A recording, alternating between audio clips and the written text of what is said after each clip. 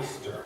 So much Easter shopping to do, so many Easter cards to write, so many Easter gatherings to attend, not to mention the endless stream of Easter commercials on television and online, the nearly unavoidable Easter-themed music, and all those movies and all those tacky Easter sweaters that we're forced to wear every spring.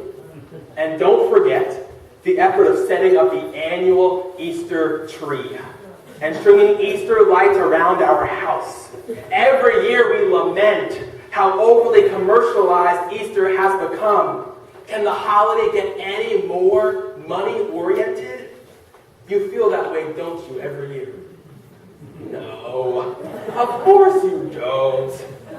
That is because Easter has stubbornly resisted the kind of commercialization and general classification that long ago swallowed up the celebration of Christmas, at least in the United States. Here's a confession, and I am sure this does not surprise you. I am fed up with the Christmas season. I dread it every year. And it can be stated that I now probably dislike Christmas. By that I mean the commercial complex that has grown around that holiday. So how has Easter, with some notable exceptions like Easter egg hunts and maybe some Easter baskets, how has Easter remained its relative religious purity? How has Easter remained quite pure? Mainly, I would say, because of its revolutionary religious message. Christ is risen.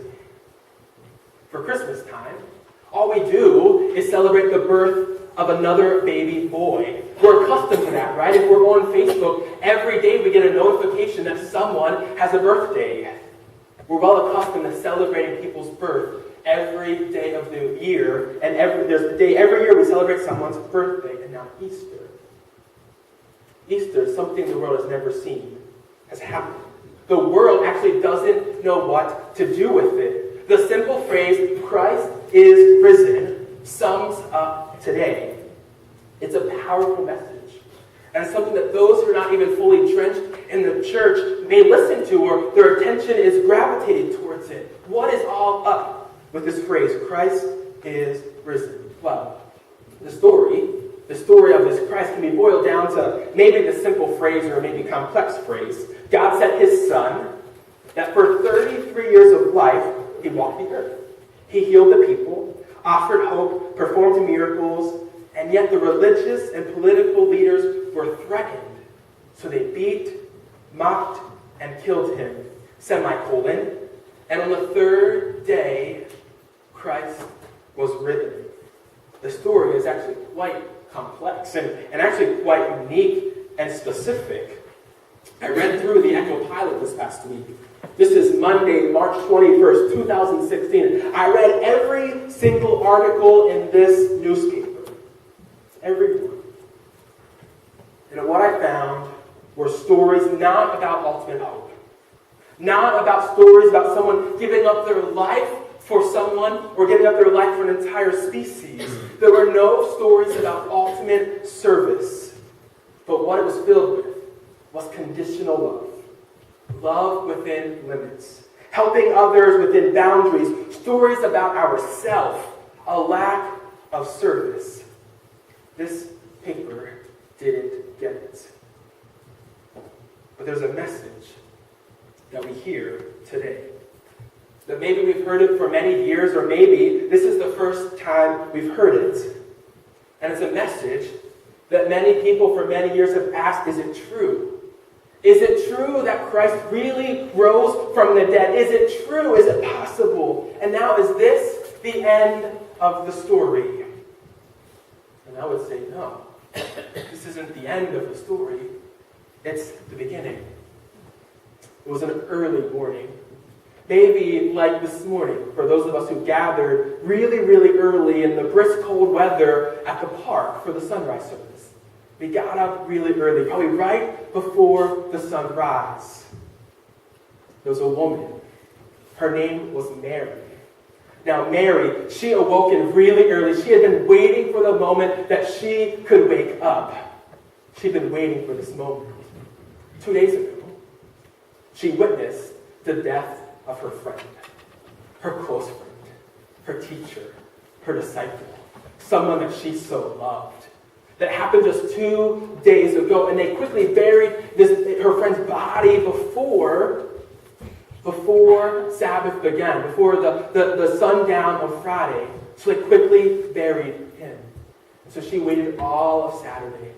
She had waited on the Sabbath day. She couldn't go out and visit, so she waited and waited.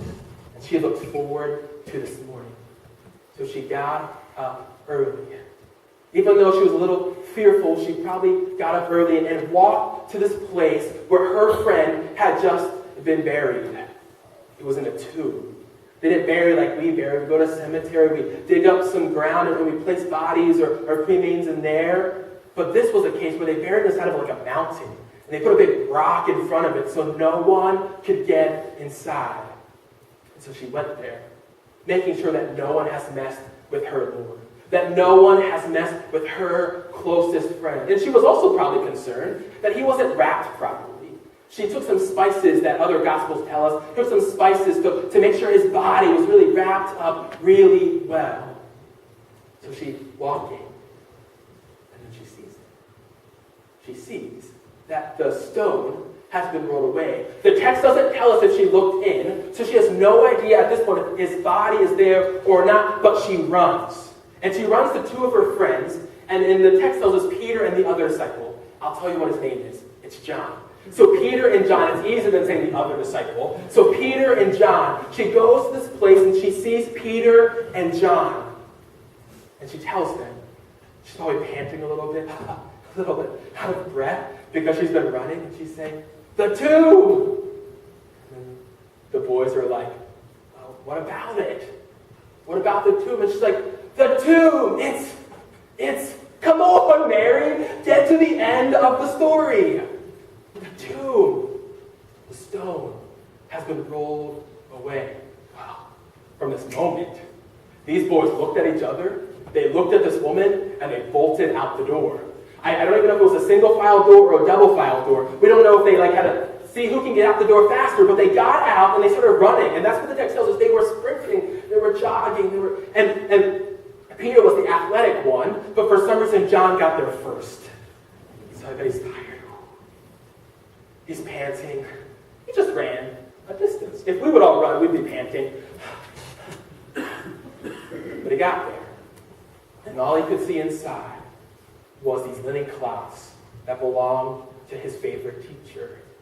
And then the next guy got there. Peter got there. He wasn't so afraid. He went inside the tomb, and he not only saw the linen cloths, but he also saw the face covering that was on the face of Jesus. And then John entered. He got a little bit more brave. He entered. And the text tells us he believed instantly. But we don't know. He didn't fully understand what he was believing in that moment. And so from there, they went back to the place where Mary had found them. And then Mary, she must have came behind the running boys, got there. She probably walked this time. She's a little tired. She gets there, and she sits outside the tomb. And what she does is cry. She bawls. She's weeping. And then miraculously, she sees two angels inside the tomb, one at the foot of Jesus, one at the head, where his body was to be. And they ask her this question, like, "Woman, why are you crying?" She probably wiped away some tears. She probably mustered up the sentence, "They've taken my best friend. They've taken my Lord. Where have they put him?" Instantly, she sees this man. She doesn't know who this man is, but she sees a man, and he looks at her, and this is what their interaction was like. Jesus said to her, "Woman, why are you crying? Who are you looking for?" Thinking he was the gardener, she replied, "Sir, if you have carried him away, tell me where you've put him, and I will get him." And this is where the story gets really good. She thinks he was a gardener. In this moment, Jesus said to her, Mary.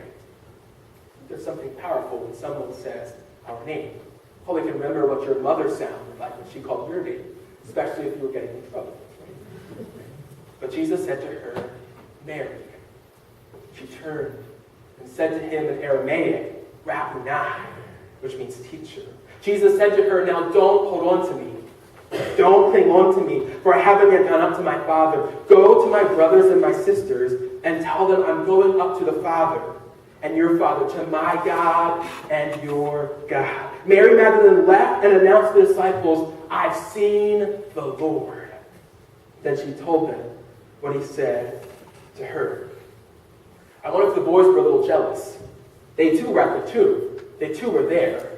But not an angel nor a man appeared to the two boys. But an angel and a man appeared to Jesus, to Mary.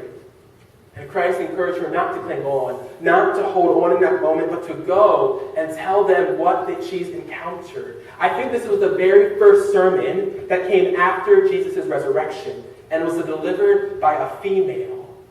Mary had this amazing good news that Jesus, her friend, her Lord, is risen. The one she saw murdered, right?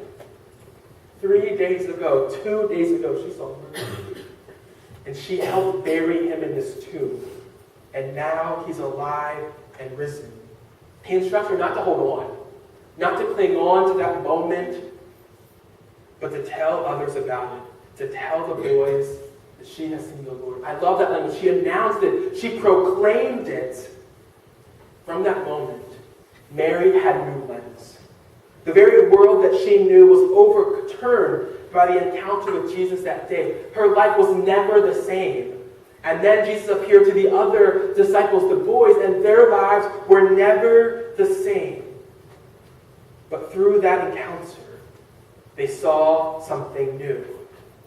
The resurrection of Jesus, the truth that Christ is risen, provides an entire new vision and landscape for the way that we see the world, the way that we see ourselves, and the way that we see God. So we begin by seeing Christ through a new lens. What we witness through the resurrection is a God whose ultimate pose is one of service and love. Because Jesus rose from the dead, he's actually God. See, during this time, there were so many claims that was he just a really good prophet? What was he? And in this moment that he was able to rise from the dead signifies that he is indeed the Son of God, that he is indeed God.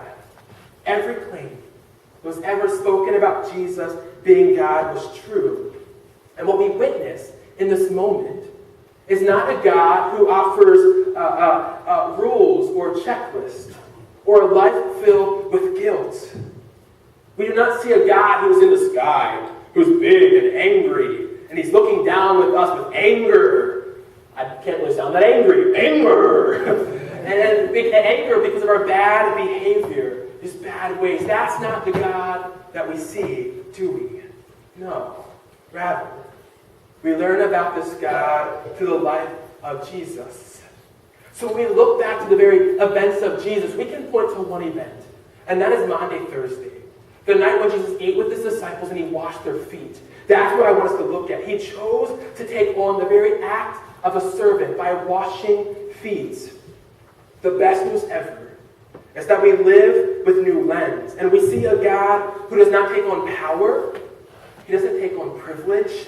He doesn't even take on a status, a role, a certain place in the government, but rather someone who submits himself to our boundaries and space that we inhabit, and someone who takes on the role of a servant, who's willing to wash feet. I wonder if we would make this a category and something that we deal with all of our political candidates, right? If they could do this, could they not take power, status, or privilege and wash feet? No, maybe not. But that's what I'm looking for. Someone who will do that.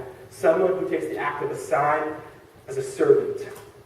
So fundamentally, who God is someone who serves. But the interesting is, Jesus washing feet would have been meaningless unless we had Resurrection Sunday. It would just be another man, another servant, washing feet. But what makes it so powerful, what makes it so meaningful, is that the person who washed his feet, who washed his disciples' feet, was not just a man, but this was the very person of God in flesh. The resurrection changes our view of God. And when we look at God, what we find is a loving, humble, and peaceful servant who begins to offer new lens in how we view ourselves. So we begin to see ourselves through new lens. When Jesus came into the world, God elevated the status of humans. Through Jesus' entire life, this was his rule. Jesus was the very one who looked at all people and didn't offer judgment or conditional love, but a God who elevated our status. On the night in which Jesus washed their feet, he ran around and washed each one of his feet, including a man named Judas. Now, Judas, as the kids promptly taught us this morning, Judas was the one who kissed Jesus the day of his arrest. And he kissed him to tell the leaders, the ones who wanted to kill him and murder him, that this was indeed the wanted creature that was threatening their power. And so he washed the feet of his accomplice and accessory to murder. Yet with the knowledge of that, what did Jesus do? He still washed their feet. He could have been angry. I would have been angry. Someone handing me over to my death, I'd be frustrated. I would want to take out that guy. But instead, Jesus washed his feet. If Jesus was willing to wash Judas's feet, he is willing to wash our feet. But if that doesn't sound like good news, what if I say this? Jesus would have washed the feet of Hitler. I think that's how much Jesus was a servant to us all. And if Jesus was willing to wash the feet of someone like Hitler, how much more powerful is it that Jesus wants to serve and wash our feet? So the resurrected Jesus who washes feet, we learn and hear about a God who has desired to serve and love every one of us. A God who offers us a chance to never be the same again. A God who gives us a do-over button, or gives us the ability to have new life. A God who wants to take away our sin and our badness to offer us life. Well, if that doesn't sound like good news, I think it's getting better. Because we begin to see others through a new lens, through resurrection. When Mary was instructed to go tell the boys, and when she says, "I've seen the Lord," the lives of the boys were never the same. It was a message that sparked enthusiasm, energy, and passion to tell others. It was a holy message that changed the world, but they did it through a different lens. They saw the world entirely different, through the lens of not a dead God, but a God that was alive. They could never be the same, and they could never look at others the same way as well. So I have a video clip for us to watch. And this video clip is a group of teenagers whose lives were forever changed when the resurrection taught people how to love differently. So let us now watch this video clip. Something amazing happened the other day at a basketball game, but if you keep your eye on the ball, you're going to miss it, because it didn't happen on the court, it happened in the stands. Here's Steve Hartman on the road. Teamwork on the 1, 2, 3. Teamwork. If you're a fan of high school basketball, you're not alone. Good boy. But if you're a fan of the Gainesville Tornadoes in Gainesville, Texas, then you are alone. Usually, our fan base was close to zero. My parents came one game, but they didn't come to the other ones because they didn't have time. The other students at Gainesville don't come to the games either, mostly because they can't get out. This is a juvenile correction facility for felony offenders, and one of the few perks here for very good behavior is a chance to leave the prison a few times a year to play basketball. They play against private schools like Vanguard College Prep in Waco, and it was before that recent matchup that two Vanguard players announced they weren't going to play against a team with no fans. No one likes playing in an empty gym. But isn't that supposed to be a good thing for you? You don't have the other fans cheering against you? I guess, but it just seems weird, It just didn't seem right. So, Before their home game against Gainesville, Hudson Bradley and Ben Martinson asked some of the Vanguard fans for a favor. To cheer for Gainesville instead. The Gainesville players had no idea what was happening. They walked onto the court to find their own signs of support, their own cheerleaders, even their own fan section. Half the crowd was assigned to cheer for Gainesville. But then as it went on, everybody just kind of got so into it. Nobody was cheering for you. Everyone was cheering for them. I mean, every time they scored, the gym was just lit up with cheering and clapping, and everyone was on their feet. This is not what I've ever seen sports be. I think in a way, this is kind of how sports should be. It just kind of showed me the real impact that encouragement and support for anybody can make. Hudson says we all need someone to believe in us. We all need someone who knows our mistakes and loves us anyway. And for that, the Gainesville players can't thank those boys enough. It's something I won't forget. When I'm an old man, I'm just gonna think about this. I'll remember this for the rest of my life. And finally, as for who won the game, well, obviously they didn't care. So why should we? Steve Hartman, on the road, in Waco, Texas. And that's the CBS Evening News for tonight. For all of us at CBS News all around the world, I'm Scott Miller. We all need someone to believe in us.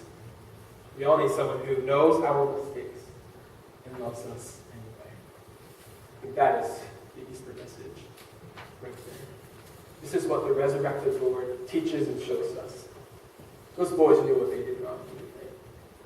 But guess what? A group of people love them anyway. I think this is the message of our Lord.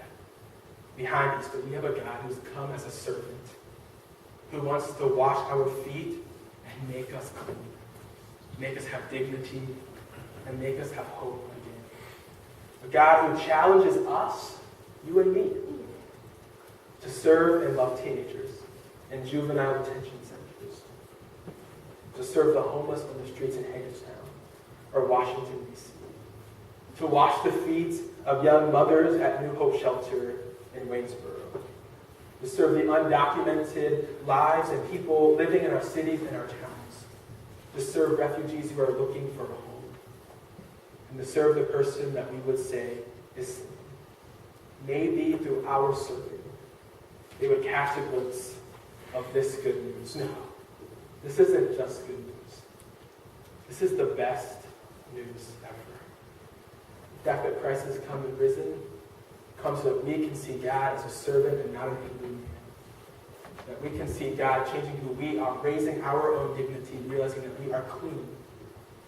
And through Jesus washing us, we just want to wash the feet of others and love and serve. This is the message of Easter. So how will your lens, or how will our lens be changed this Easter? Amen. We invite us to stand and to sing the song Alleluia, which is 186, and we'll sing this as a hymn of preparation before we come to celebrate communion today.